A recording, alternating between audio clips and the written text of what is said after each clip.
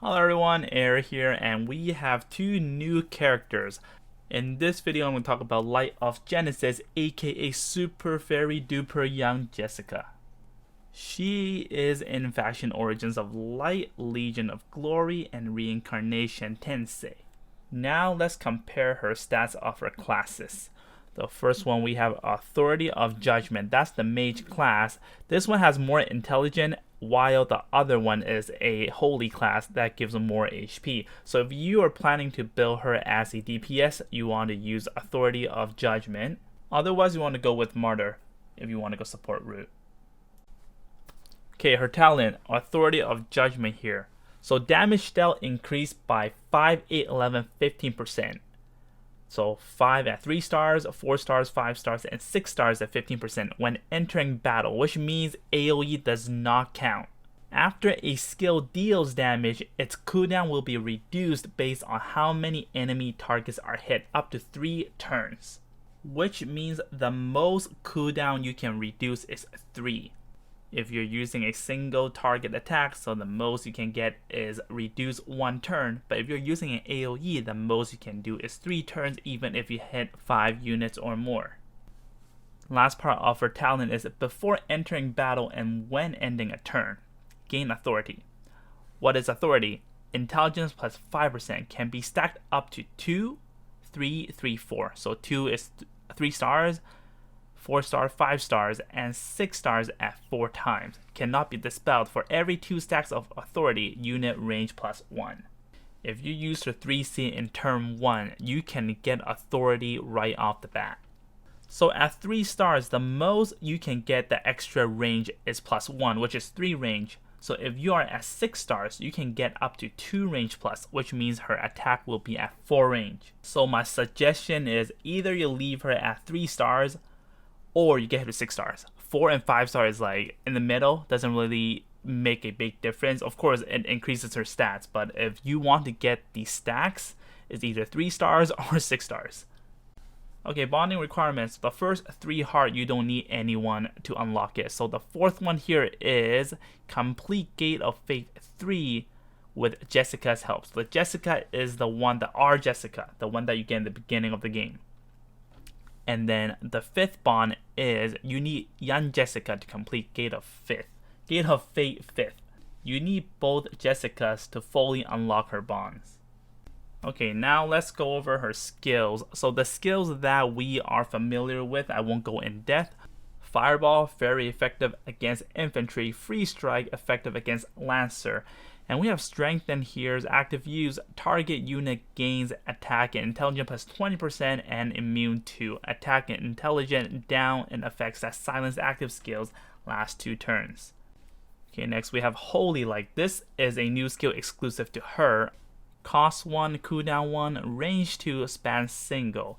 It deals magic damage, attacks a single enemy dealing 1.4 times damage. That's a lot. Effective against demon. After battle, heal the ally with the lowest HP equal to 2 times caster's intelligence. I think it's a very OP skill for a 1 cost and 1 cooldown, and it's range 2. So this can deal damage to the opponent and then heals your ally. Lightning Strike, effective against cavalry. And then we have Teleport as an assist, same as Heinz Teleport, same as Jessica's Teleport. Teleports 1 ally unit to a chosen space within range. 7 range cannot be used on NPCs. Holy Glory, this one is also new. Cost 2, cooldown 2, range 2, span single. Magic damage. Attacks a single enemy dealing 1.5 times damage. Effective against demons. After battle, the tile hit by this skill, as well as the tile within 1 square, gain the effect Holy Glory. When an enemy unit ends turn on this tile, 1 buff is dispelled. So the tile would be the same as ODS tile. Oh, and also Lollybozos. Dragon Blow, cost 2, cooldown 5, range 5, span 3 lines. Magic damage, attacks all enemies within 3 straight lines, dealing 0.36 times AoE damage. Effective against demon, also dispels 1 random buff on the target's hit. So this one is not new. Elmeta has this, and I'm pretty sure some other character has this skill as well. Meteor, we should be familiar with this. 2 cost, cooldown 5, range 3, spam 4, attacks multiple enemy units, dealing 0.36 damage, effective against infantry. Enemy loses 20% HP their next turn after taking action. So this one is good for her second part of her talent, along with the Dragon Blow AoE attack. Awakening skill. Embrace of the Holy Light, cost 3, cooldown 5, range 2, span single. There's 2 parts to it. Well, actually there's 3 parts. But first we'll look at the passive.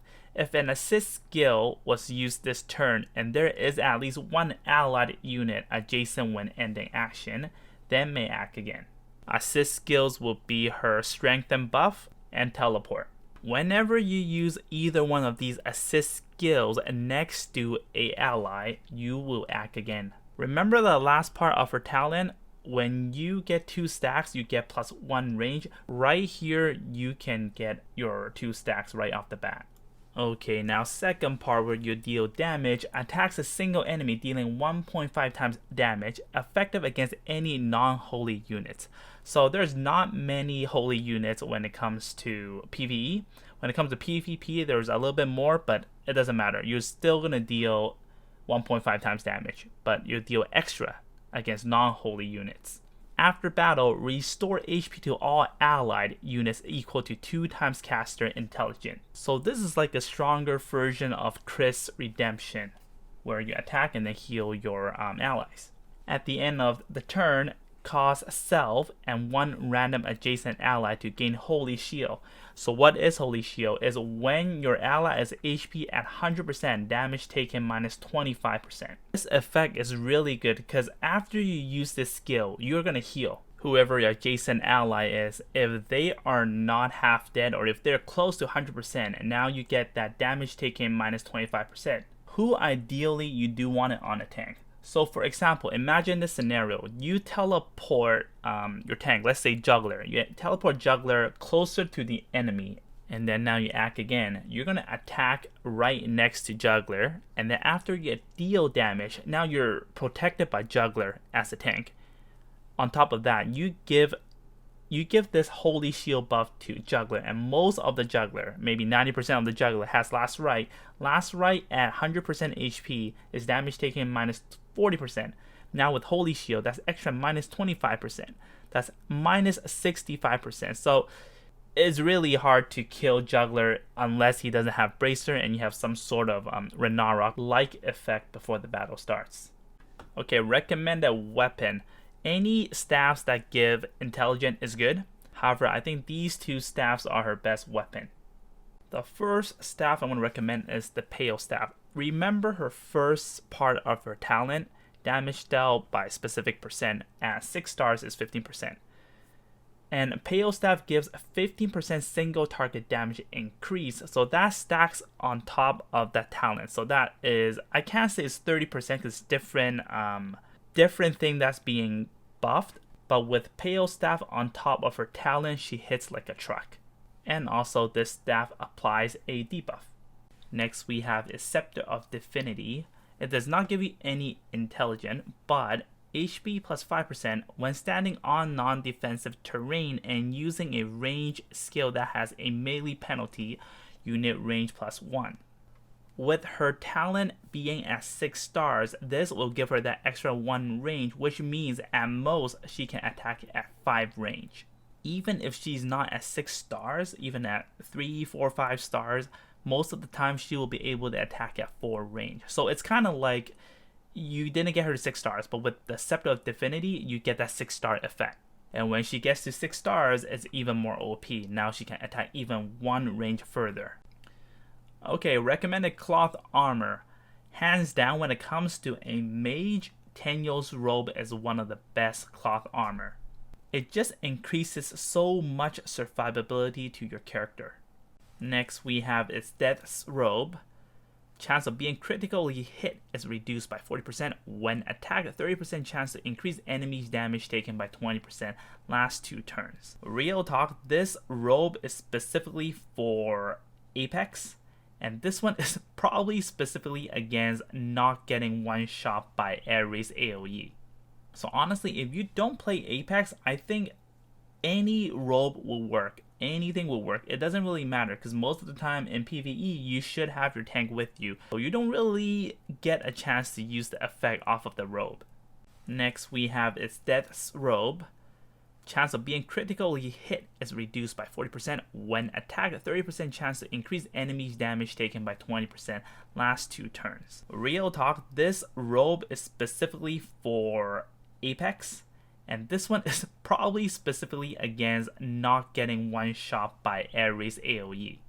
So honestly, if you don't play Apex, I think any robe will work. Anything will work. It doesn't really matter because most of the time in PvE you should have your tank with you, so you don't really get a chance to use the effect off of the robe.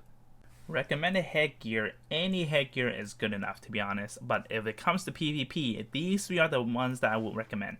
If it's just PvE, use whatever you have. Okay, so Tenyo can't go wrong. Survivability gives an extra buff to your ally, and with her talent that allows you to give 2 buffs to the possibly same ally or 2 different allies. Soul Stealer Headdress gives the most OP debuff in the game, which is silence. So if you want to go a little bit more aggressive, I think Soul Stealer is a good option. And with her talent, possibly you can proc the silence twice, and then if you proc it on the same target, instead of 50-50 chance, maybe you get a 100% chance. But yeah, I know that 50% chance doesn't work like that, but anyways. Okay, lastly we have Odin's Battle Helmet. This helmet is always good if you have a very strong Jessica. If you have a very strong, well, I should call her Light of Genesis. If you have a very strong Light of Genesis, this helmet is so good because it will strip your enemy within 3 range of 5 buffs. Recommended accessories. So before I start, anything that give intelligent is good, and the 2 I'm going to recommend right now is solely to PvP. Twilight Star is really good to break Last Rite, Shrine Maiden, because all those mechanics make the enemy much more tankier, harder to kill. But with Twilight Star's effect, it will help kill an opponent much easier. Okay, when it comes to mage squishies, the thing you're scared of the most is assassin. So star earrings will increase your survivability against assassins.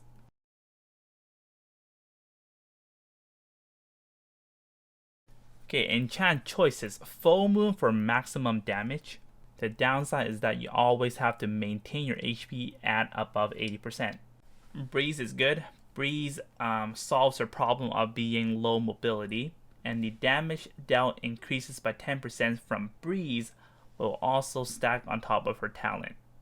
Clock is good, but I wouldn't recommend because her talent already has a built-in clock. Of course, it's not as good as cooldown -5, but it's similar. I would say if you rely a lot on her 3C, then using clock is good, or if you want to spam her AoE. But honestly, her kit is built for single target. Okay, last but not least, we are at the soldier choices. There's not many options really. There's only Sorceress. Sorceress still hands down the most optimal when it comes to damage dealing. And with her talent, and even if you use Scepter, Sorceress can still attack at full range, which makes her super deadly. Okay, last one I'm going to recommend is Dwarf Adventure. So this one makes your skill becomes a straight line and deals plus 15% damage, and this also applies to the unit. This troop is a little bit less common, so my suggestion is that if you don't have Dwarf Adventure built already, don't spend resources just to build it. I would just stick with Sorceress.